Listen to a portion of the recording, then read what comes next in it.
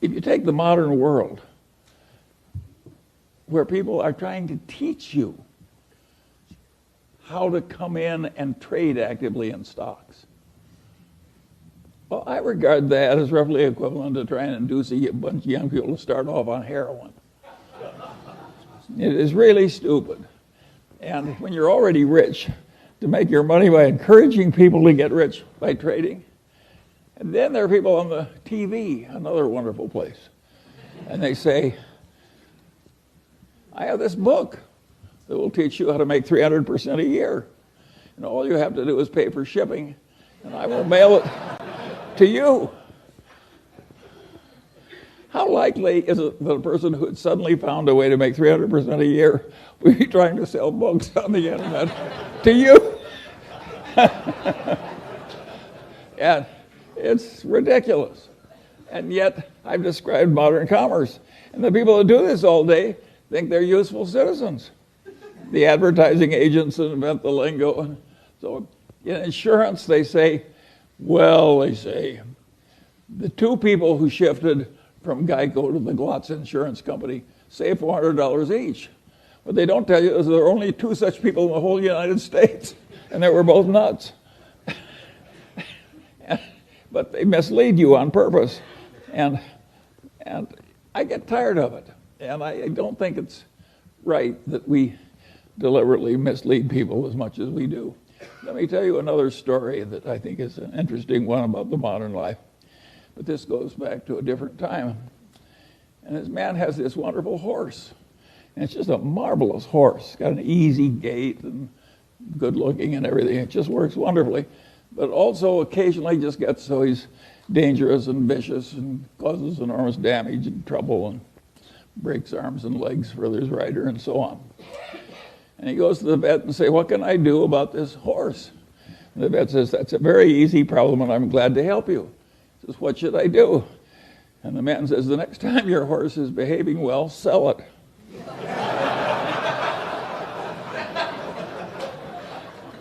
Well, think of how immoral that is. And haven't I just described what private equity has to do? When private equity has to sell something that's really troublesome, they hire an investment banker. And what does the investment banker do? He makes a projection. You can't, I have never seen such expertise in my whole life as is created in making projections in investment banking. There is no business so lousy it can't get a wonderful projection. But is that a great way to make a living, to have phony projections and use it to make money out of people you look right into the eyes of? I would say no. And by and large, Warren and I, we never tried to make money out of stupidity of our dumb buyers. We tried to make money by buying. And if we were selling horse shit, we didn't want to pretend it was a cure for arthritis. And I think it's better to go through life our way instead of theirs.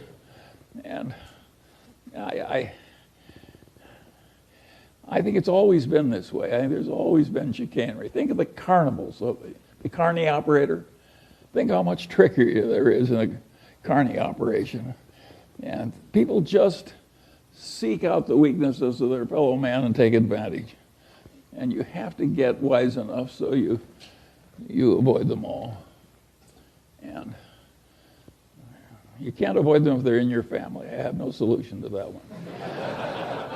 But where you have a fair choice, there are just so many people that should be avoided. My father had this best friend and client. And he also had this other client who was a big blowhard. And he was always working for the big blowhard, and he wasn't ever working for his wonderful client whom I admired. And I said, why do you do this? And he said, Charlie, you idiot. He says, the big blowhard is an endless source of legal troubles. He's always in trouble, overreaching and misbehaving and so forth. Whereas Grant McFadden treats everybody right, the employees, the customers, everything.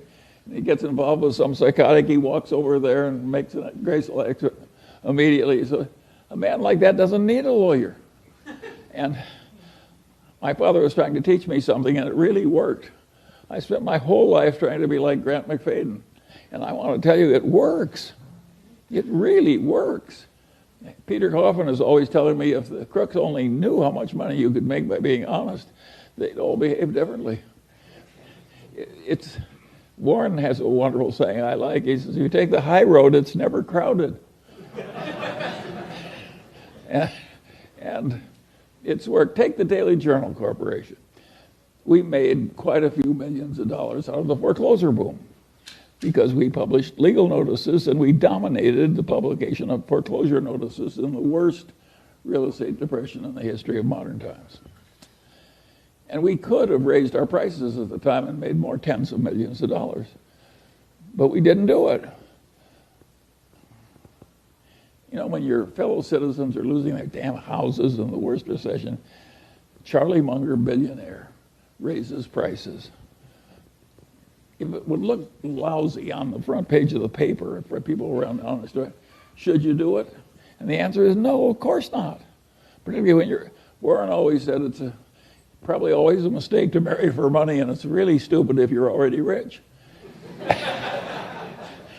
and it's really stupid when you're already rich to get a reputation of being a total no-goodnik. Rick Guerin always loved the story about the guy who had been a total miscreant all his life, and he died, and the minister said, now is the time in the funeral ceremony when somebody says something nice about the deceased. And nobody came forward, and nobody came forward, and nobody came forward. Finally, one guy stood up, and he said, well, he said his brother was worse.